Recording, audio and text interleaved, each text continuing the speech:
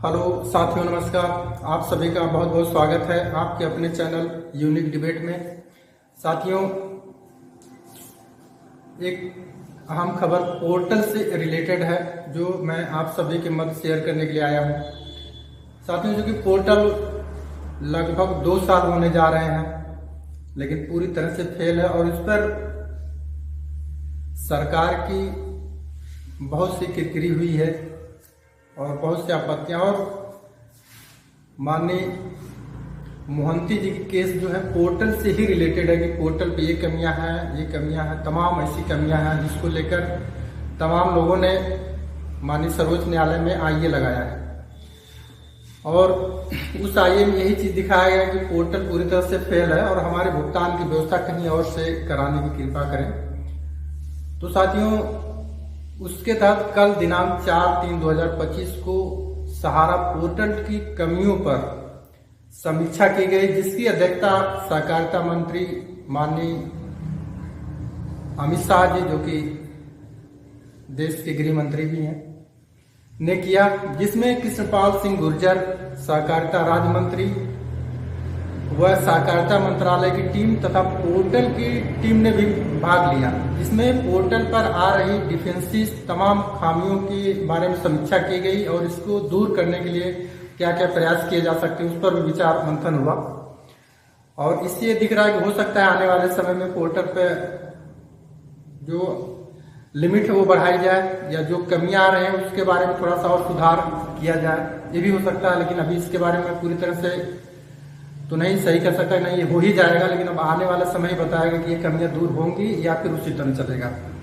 Portal से संबंधित कमियों को लेकर मोहंती जी ने पहले ही केस किया, मैंने आपको बताया ही, और उसमें तमाम लोगों की आईए लगी, जो कि 26 मार्च 2003 को जिसकी सुनवाई अभी ये कंप्यूटर जनरेटेड डेट है, क्योंकि लगभग 3 से 4 बार डेट आगे बढ़ गई, तो इसको कंफर्म तो नहीं है माना जाए।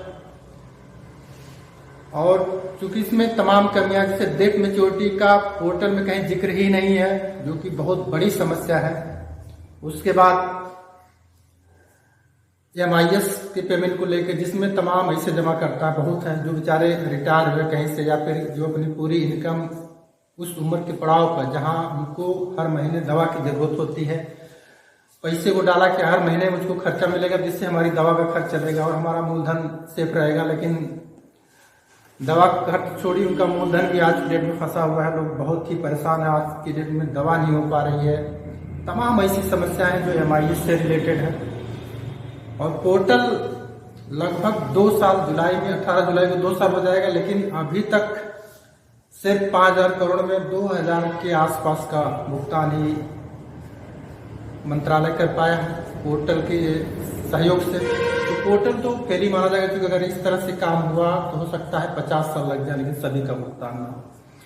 तो साथियों, बहुत ज्यादा मैं समय आपका नहीं लेना चाहूंगा, लेकिन जो ये जानकारी थी, कल की बैठक थी जिसमें माननीय अमित शाह जी के अध्यक्षता में बैठक हुई, जो गृह मंत्री हैं और पोर्टल सहकारिता मंत्रालय के अध्यक्ष भी हैं।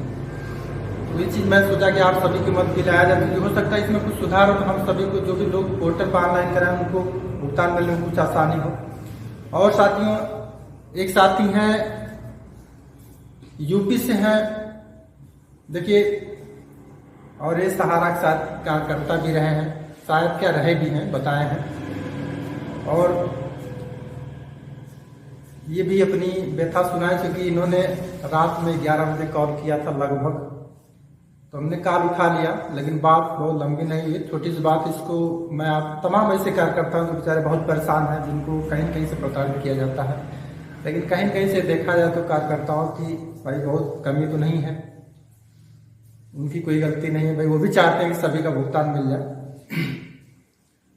तो ये साथियों, सुनते हैं एक कार्यकर्ता, जो कि पहले हमको लगता है ये पहली ऑडियो जो मैं एक कार्यकर्ता साथी से बात हुई है उनका मैं डालने का प्रयास कर रहा हूँ, और वो भी बहुत परेशान है, वो भी चाहते हैं कि किसी तरह से भुगतान मिल जाए ताकि हम लोगों की थोड़ी सी राहत हो।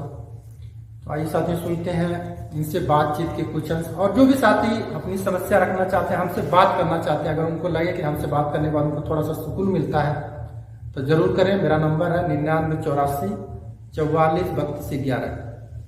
आप इस नंबर पर रविवार के दिन दोपहर 2 से 4 के बीच में कॉल कर सकते हैं। साथियों, आपसे एक रिक्वेस्ट है कि आप लोग रविवार के दिन ही कॉल किया करें, क्योंकि उस दिन मैं पूरी तरह से आपके लिए ही खाली रहता हूँ। और दिन थोड़ा सा भाई हम लोग क्योंकि तैयारी में लगे हैं तो उसके लिए समय देना पड़ता है। बाकी बहुत इमरजेंसी हो तो आप कॉल कर सकते हैं, लेकिन रविवार के दिन कोशिश करें कॉल करने के लिए।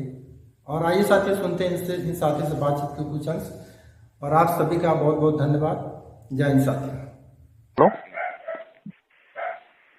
हेलो हेलो, हाँ रमेश रावत सर बोल रहे हैं। जी हाँ बोलिए। हेलो, हाँ बोलिए। हाँ सर, अभी मैं आप वीडियो देख रहा था। बताइए। वही सहारा के विषय में सर। कहाँ से जो बोल रहे हैं? हाँ सर, कहाँ से बोल रहे हैं? प्रयागराज से बोल रहे हैं सर। हाँ बताइए।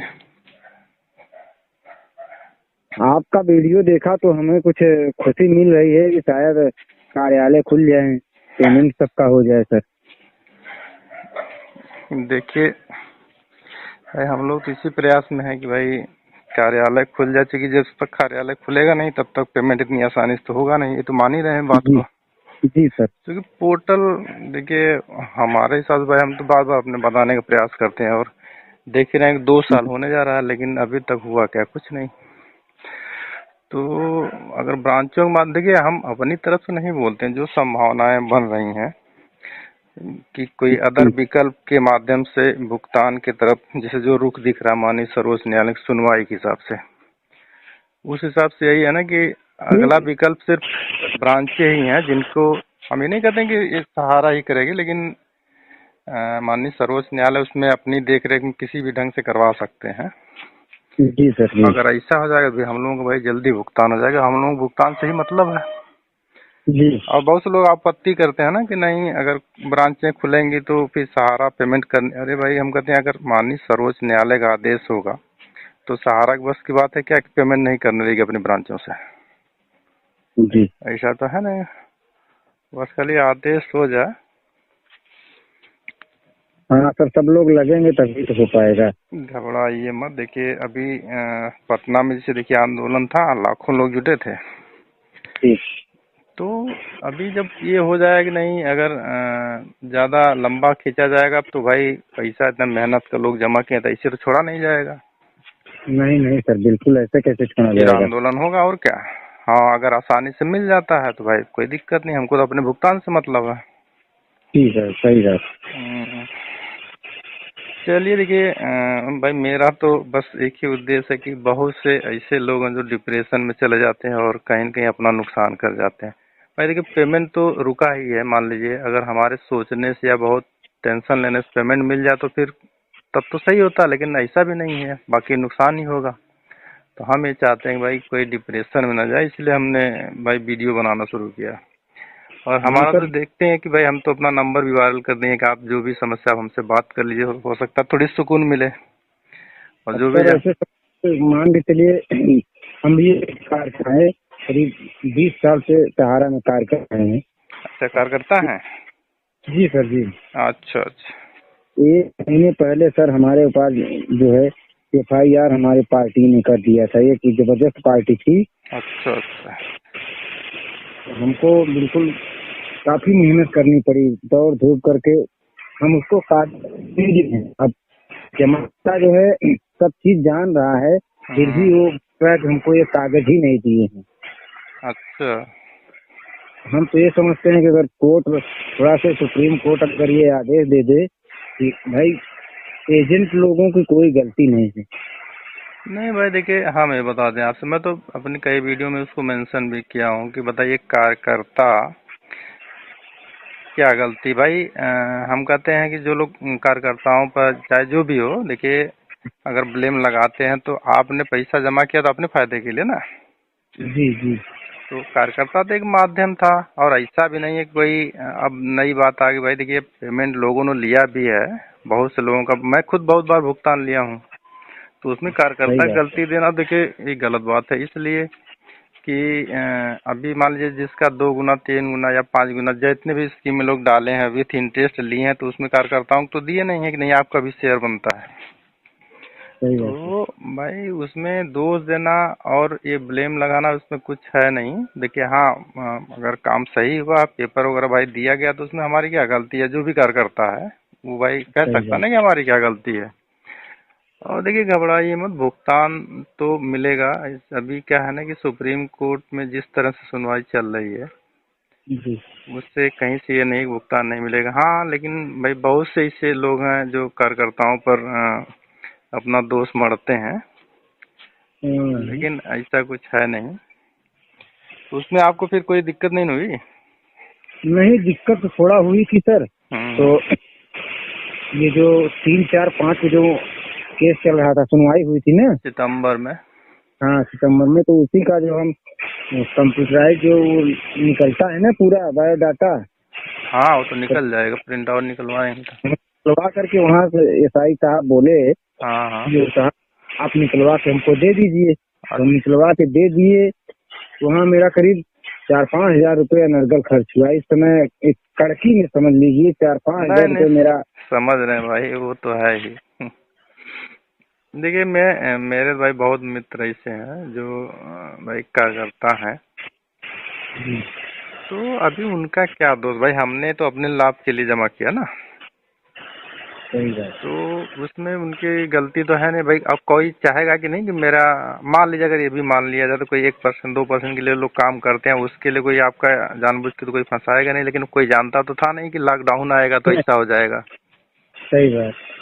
तो मैं तो भाई कतई नहीं मानता हूँ कि उसमें कार्य करता हूँ। चलिए देखिए भाई, पब्लिक है, कभी कभी क्या होता है ना कि सुबह बात करेंगे। हाँ ठीक, कोई बात नहीं, ठीक। नमस्ते। नमस्ते नमस्ते।